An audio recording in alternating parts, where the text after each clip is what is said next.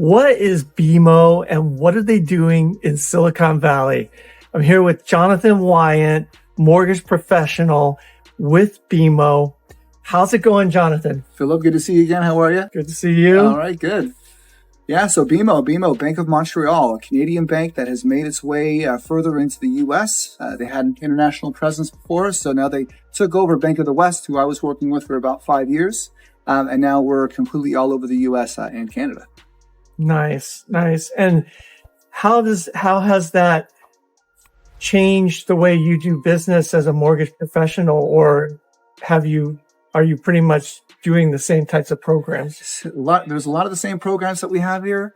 They changed a few of them, augmented a few. We do 10% down all the way to a $2 million loan amount. No PMI, no private mortgage insurance. 15% down all the way to $2.5 million. You've got physician loans, interest-only loans, construction loans, pretty much the whole gambit. We even have minority loans that can give up to $16,000 credits for first-time home buyers. Nice. Mortgage rates are pretty high right now. What's happening with your business? Yeah, absolutely. Well, business is still trickling in, definitely lower than it has been when the rates are lower. Those wealthy clients that have the cash for properties and paying in all cash and things like that, they're still doing transactions.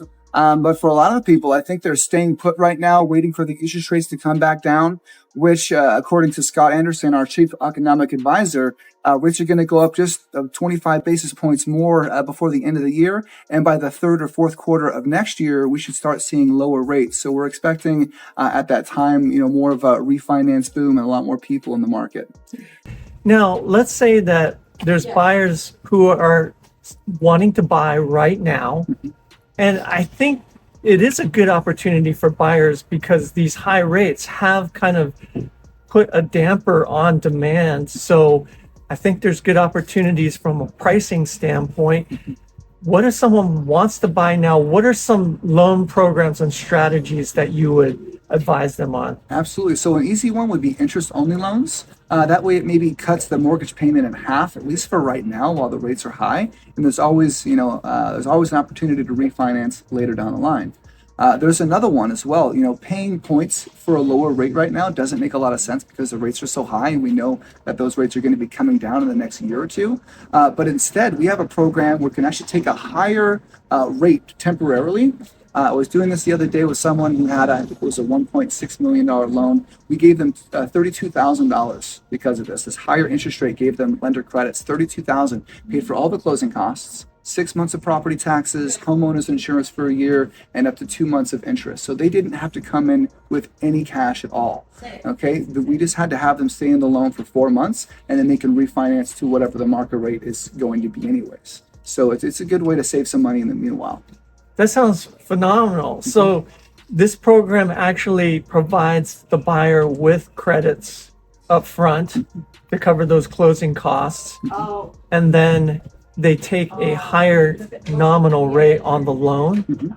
But if we put that into the context of what we've been talking about, if rates do come down over the next year, then they have the opportunity to refinance into that lower rate. And they just have to hold that loan for 4 months. That's it. They're going to come out a lot further ahead than they would have been if they just searched around and got a little bit lower rate. This is a much better way to save the money. And since the bank would be paying for all these items up front, if there is anything in transaction, let's say the appraisal comes back and the roof really needs help and you're getting a seller's credit, right? The seller's credit isn't going to be able to go anywhere because everything's already paid for. So, but you could put it against the purchase price of the house. So if it's $1 million house and you got a $10,000 seller credit, now it's a $990. And then the property taxes are even less with those clients going forward. Oh, very nice. All right. So there are good opportunities out there, even in this high rate environment. I'm going to have Jonathan's contact info in the description below this video. I'm Philip Ma with eXp Realty. I look forward to talking with you soon.